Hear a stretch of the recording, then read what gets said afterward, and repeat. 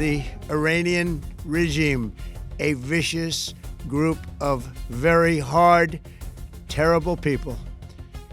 Its menacing activities directly endanger the United States, our troops, our bases overseas, and our allies throughout the world.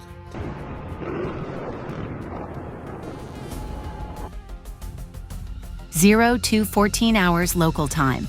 February 28, 2026, the night sky over central Tehran ripped open. A deafening roar shattered the pre-dawn silence as precision munitions slammed into the Iranian Ministry of Defense. This was not a warning shot. This was not a limited tactical strike. This was the sudden violent arrival of 50% of America's deployable air power. Run the numbers with me. A single Tomahawk Block 5 cruise missile costs $2 million. A fully loaded stealth fighter costs $82 million. The USS Gerald R. Ford aircraft carrier sitting in the Persian Gulf represents a $13 billion investment by the American taxpayer. We ask God to protect all of our heroes in harm's way, and we trust that, with His help, the men and women of the armed forces will prevail.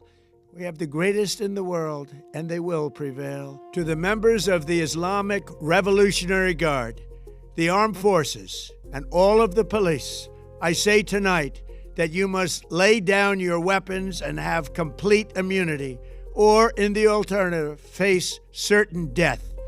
Tonight, that immense machinery of war was unleashed against a single nation. The target was the Iranian nuclear program. For every dollar the Iranian regime spent burying its centrifuges under mountains of solid rock, the United States and Israel just spent $1,000 to dig them out. But here's what nobody tells you. Our forces are active, and British planes are in the sky today as part of coordinated regional defensive operations to protect our people, our interests, and our allies. This was never just about destroying centrifuges. This was about erasing an entire military infrastructure in a single night. To understand how we reached this explosive climax, you have to look at what happened just hours before the first missile launched. The warning signs were hiding in plain sight. In Geneva, the third round of nuclear negotiations had just collapsed. Mediators had promised the world that a diplomatic deal was close. They were wrong. The talks did not just fail, they disintegrated. What they did not know was that the Pentagon had already made its decision. Diplomacy was dead. The time for kinetic action had arrived. Hours before the skies over Tehran ignited, an urgent flash message hit the inboxes of American diplomats. United States Ambassador to Israel Mike Huckabee sent a priority email instructing all embassy staff to leave the country immediately. The State Department authorized the emergency departure of all non-essential personnel. You do not evacuate an embassy unless you know the sky is about to fall. And that was the moment everything changed. The diplomatic masks were dropped. The countdown had started. Look at the waters of the Middle East. The United States had quietly assembled the most lethal concentration of naval firepower seen in a generation. The centerpiece was the USS Gerald R. Ford. 100,000 tons of nuclear-powered American sovereignty. She carries a crew of 4,500 sailors and an air wing of more than 75 advanced combat aircraft. She was not alone. The Ford was flanked by a shield of Arleigh Burke, class-guided missile destroyers. These ships are the apex predators of the ocean. Each one is armed with up to 96 vertical launch cells. Inside those cells sit the Tomahawk cruise missiles that would soon rewrite the map of the Middle East. But the Pentagon did not just send ships. They sent a message. This naval armada represented nearly half of all deployable American air power. You do not commit that level of force for a surgical strike. You commit that level of force when you intend to dismantle a nation's ability to wage war. But look closer at the tactical execution. The Americans were only half of the equation. 2,000 kilometers away, the Israeli Air Force was already airborne. Israeli Defense Minister Israel Katz officially declared the offensive a preemptive attack designed to remove imminent threats to the state of Israel. They called it Operation Shield of Judah. They also called it Operation Roaring Lion. Whatever you call it, the reality in the sky was terrifying. Dozens of Israeli stealth fighters punched through the airspace of neighboring countries. They flew in complete radio silence. Their radar signatures were smaller than a golf ball. The Israeli variant of the stealth fighter is called the F-35I Adir. It is the only F-35 in the world that the Americans allowed to be heavily modified by the purchasing nation. Israel installed their own highly classified electronic warfare systems into the airframe. This allows the Adir to jam enemy radar networks while remaining completely invisible. When the Israeli pilots crossed into Iranian airspace, the Iranian radar screens showed absolutely nothing. The skies appeared completely empty. The first indication the Iranian military had that they were under attack was when their buildings started exploding. The Iranian Revolutionary Guard crews manning the air defense batteries believed their Russian-made radar systems would protect them. They had trained for this exact scenario for months.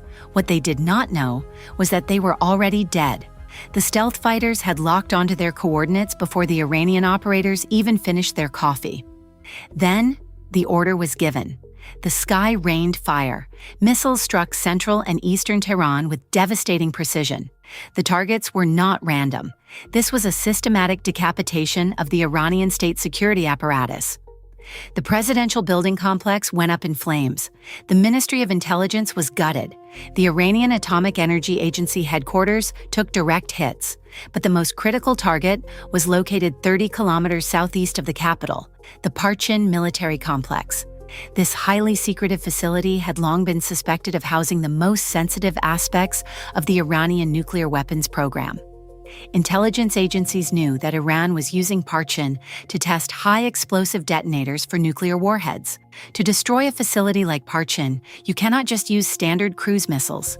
The Iranian centrifuges are buried deep underground, encased in layers of reinforced concrete and solid mountain rock. To reach them, the United States Air Force deployed the B-2 Spirit stealth bomber. This flying wing design is practically invisible to radar.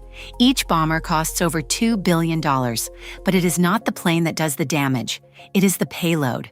For decades, the Iranian regime had projected an image of untouchable power. They funded proxy militias across the region. They threatened global shipping. They believed their geography and their underground bunkers made them invincible. In 38 minutes, that illusion was shattered completely.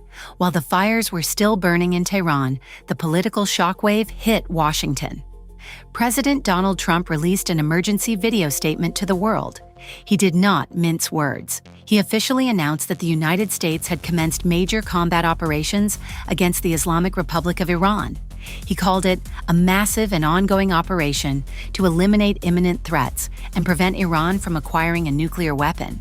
But then he crossed a red line that no American president had ever crossed so directly during an active military campaign. He looked straight into the camera and spoke directly to the Iranian public. He told them to overthrow their government. His exact words were, "Take over your government, it will be yours to take." Think about that for a second. This was not just a military operation to destroy centrifuges. This was an open, televised call for regime change, backed by the full destructive weight of the United States military. But if you think Iran was just going to absorb this blow quietly, you do not understand the enemy. Inside the subterranean missile bases of the Iranian Revolutionary Guard Corps, the launch orders were authenticated. The regime knew their air defenses had failed. They knew their nuclear sites were burning. They had only one card left to play. Massive blast doors slid open across the Iranian plateau. The Shahab-3 ballistic missiles were elevated into firing position. Each of these missiles stands 16 meters tall. Each one carries a 1,200-kilogram high explosive warhead. They have a range of 2,000 kilometers. That is more than enough distance to strike the heart of Israel. The rocket motors ignited with a blinding flash. A swarm of ballistic missiles climbed into the upper atmosphere, leaving thick trails of white smoke against the black sky. Their target was not a military base. Their target was the civilian population of Israel. This was the nightmare scenario the Pentagon had warned about for 20 years. Across northern and central Israel, the air raid sirens began to scream. The entire nation was thrown into a state of emergency.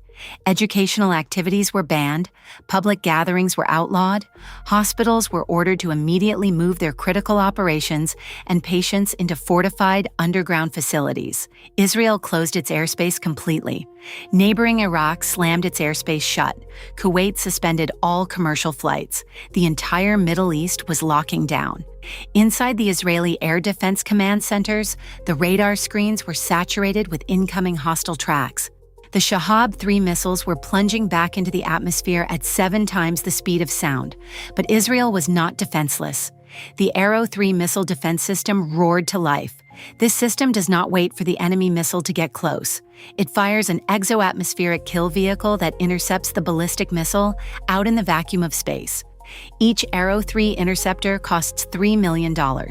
When you are defending a city of millions, $3 million is pocket change. The night sky over Jerusalem and Tel Aviv was illuminated by high-altitude explosions as the interceptors smashed into the Iranian warheads. But here is the terrifying reality of missile defense. No defense shield is perfect. If you fire 100 ballistic missiles and the defense system has a 99% success rate, one missile still gets through. And when that missile carries over a ton of high explosives, one is all it takes to cause a catastrophe. The United States Navy knew this. That is why the Arleigh Burke destroyers in the eastern Mediterranean Sea joined the fight.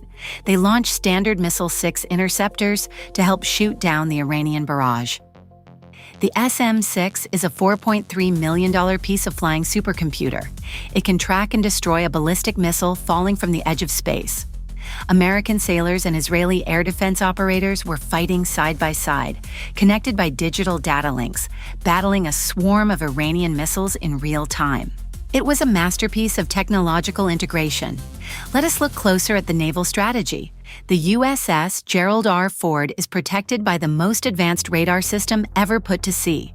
The AN/SPY-6 Active Electronically Scanned Array Radar. This system can simultaneously track ballistic missiles dropping from the stratosphere, cruise missiles skimming just above the waves, and enemy fighter jets hundreds of miles away. It feeds all of this data into the Aegis Combat System, the digital brain of the strike group. The radar operators sitting in the freezing air conditioning of the Combat Information Center are the unsung heroes of this war. They have to make life or death decisions in a matter of seconds. If they hesitate, a multi-million-dollar warship gets ripped apart by high explosives. But the tactical victory in the sky could not hide the strategic disaster unfolding on the ground. This is where the story stops being just about the Middle East and starts being about your wallet, your gas tank, and the global economy. Look at the map. Look at the Strait of Hormuz. It is a narrow strip of water, just 21 miles wide at its narrowest point.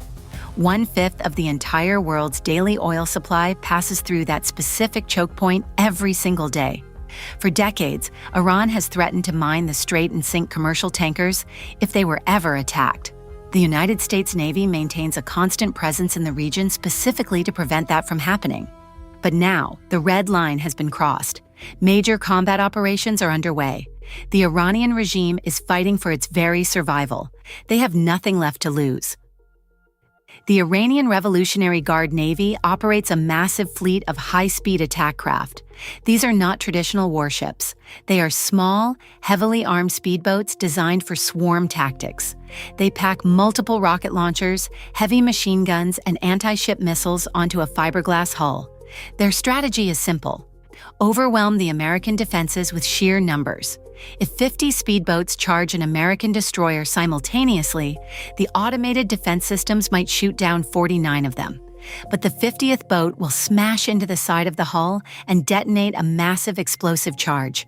This is the exact asymmetric warfare doctrine the Iranian commanders have practiced for years. They know they cannot win a conventional naval battle, so they plan to turn the narrow waters of the Persian Gulf into a chaotic knife fight. If Iran deploys its fleet of fast attack craft and diesel-electric submarines to choke off the Strait of Hormuz, the global energy market will experience a shockwave unlike anything seen since the 1970s. The price of fuel will skyrocket overnight. Supply chains will fracture. The Pentagon knows this. That is why the USS Gerald R. Ford and her strike group are not just there to launch strikes. They are there to hunt down and destroy the Iranian Navy before it can block the strait. American submarine hunters, flying MH-60 Romeo Seahawk helicopters, are scanning the depths of the Persian Gulf. They are dropping sonar buoys, listening for the faint acoustic signature of Iranian submarines hiding in the shallow, noisy waters. It is a deadly game of cat and mouse. 5,000 American sailors on a $13 billion carrier, hunting down $20,000 Iranian drones and aging submarines. The technological advantage belongs to the Americans, but the geographic advantage belongs to Iran. They are fighting in Iran's backyard. The waters are narrow. The reaction times are measured in seconds. If an Iranian anti-ship missile breaks through the defensive perimeter of the carrier